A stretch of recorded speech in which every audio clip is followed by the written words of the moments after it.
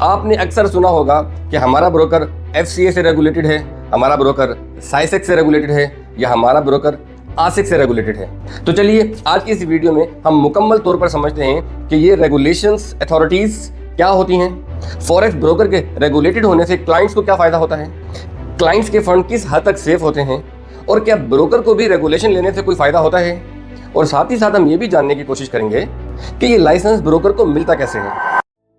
मेरा नाम है FM शाहिद शाह और आज हम बात करेंगे फॉरेक्स ब्रोकर के रेगुलेशन के मुतालिक, जिसमें आपको तमाम डिटेल्स बताई जाएंगी। अगर आप भी एक सीरियस ट्रेडर हैं और आगे चल के आप किसी भी ब्रोकर में बड़े फंड डिपॉजिट करना चाहते हैं तो इस वीडियो को एंड तक लाजमी देखिए, क्योंकि आपको आपके फंड्स की सेफ्टी के मुतालिक बहुत कुछ सीखने को मिलेगा। चूँकि हम पाकिस्तानी, इंडियंस या बांग्लादेशी हैं या अगर हम एशिया में रह रहे हैं तो एशिया में रहने वाले जितने भी ट्रेडर्स हैं, क्या किसी भी ब्रोकर के FCA, साइप्रस या आसिक रेगुलेशन होने से क्या इन क्लाइंट्स को कोई भी फायदा होता है? तो मैं आपको इसका जवाब देना चाहूंगा कि इसका जवाब है बिल्कुल नहीं, कोई फायदा नहीं होता आपको। इसलिए आपने देखा होगा कि अक्सर ब्रोकर्स में लिखा होता है कि हम FCA, आसिक और साइप्रस से रेगुलेटेड हैं, बट साथ ही साथ ये लाजमी लिखा होता है कि हम IFSC यानी बिलीज से भी रेगुलेटेड हैं, सेंट विंसेंट से भी रेगुलेटेड हैं, FSA यानी सीशेल से, इसी तरह FSC यानी मॉरिशस से भी रेगुलेटेड हैं। लास्ट में जो मैंने आपको ये 2, 3 या 4 रेगुलेशन के नेम बताए हैं या कंट्रीज के नाम बताए हैं, 99% क्लाइंट्स इन रेगुलेशंस के अंडर रजिस्टर्ड किए जाते हैं। और यकीन माने, ये जो मैंने आपको रेगुलेशंस के नेम बताए हैं, जो भी कंट्रीज़ के मैं नेम आपको बता रहा हूं, अगर आप गूगल में भी सर्च करेंगे ना इन कंट्रीज़ के नाम, तो एक बार आप भी सरप्राइज हो जाएंगे कि ये दुनिया के किस कोने में हैं, ये भी दुनिया में कोई कंट्रीज़ हैं। यानी गूगल पर ही आपको ये फील होगा कि ये मैं कहाँ आ गया हूँ। और थोड़ी देर के लिए आप एक बार ज़रूर सोचेंगे, क्या मैं इन कंट्रीज़ में जा भी सकता हूँ कभी? तो चलिए सबसे पहले हम ये जानते हैं कि एक्चुअली रेगुलेशन होती क्या है।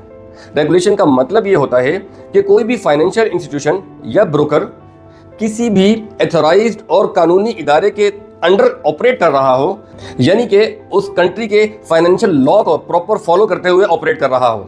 चलिए मैं कोशिश करता हूँ इसको और आसान तरीके से एक नॉर्मल एग्जांपल से समझाने की कोशिश करता हूँ। मिसाल के तौर पे अगर हमने कोई रेस्टोरेंट ओपन करना है और उस रेस्टोरेंट को ऑपरेट करने के लिए हमारे को फूड लाइसेंस लेना पड़ता है।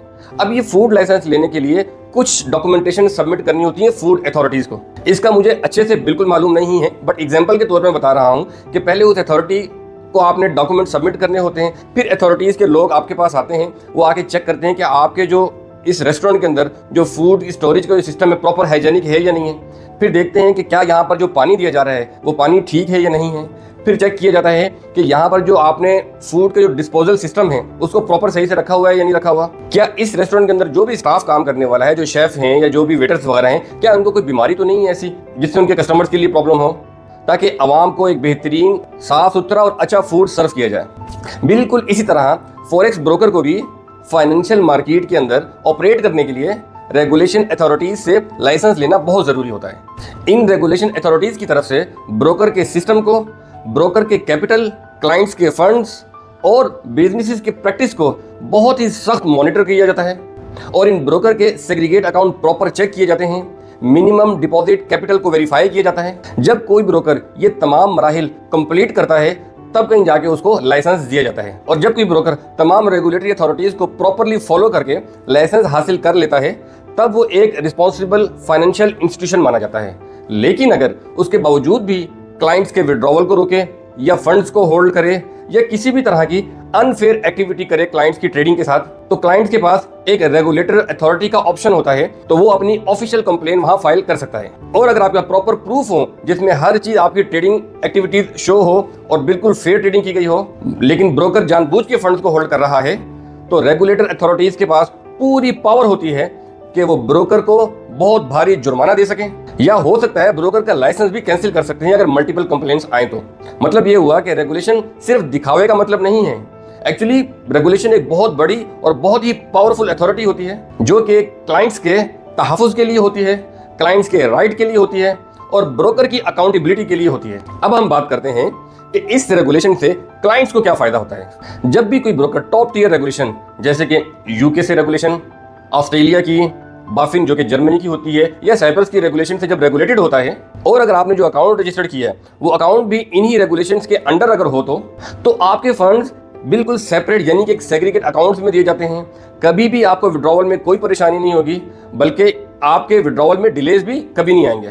और आपके फंड्स बिल्कुल सेफ होते हैं। लिहाजा जब भी आप किसी भी ब्रोकर में अकाउंट रजिस्टर्ड करने लगे तो आप उस ब्रोकर की पॉलिसीज या फिर जो भी उनकी ट्रेडिंग कंडीशंस हैं उनको लाजमी अच्छे तरीके से स्टडी कर लें, ताकि आप 100% और हर तरह की हिडन पॉलिसीज से सेफ हो सकें और आपके फंड 100% सेफ हो सकें।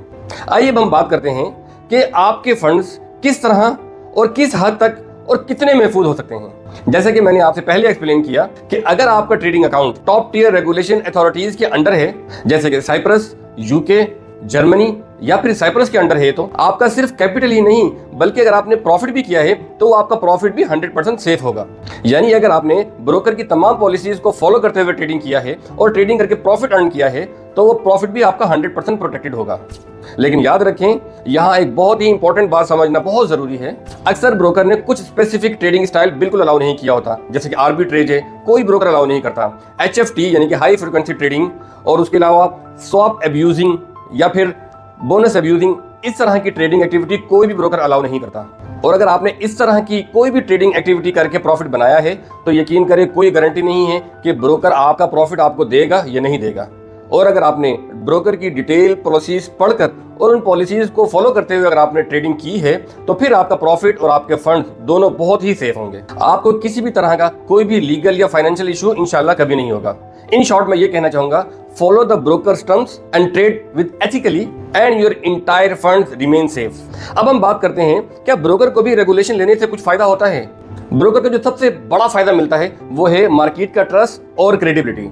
जब भी कोई ब्रोकर किसी भी रिप्यूटेबल ब्रोकर अथॉरिटी से रेगुलेटेड होता है तो सबसे पहला फायदा उसको मिलता है वो है एतमाद का।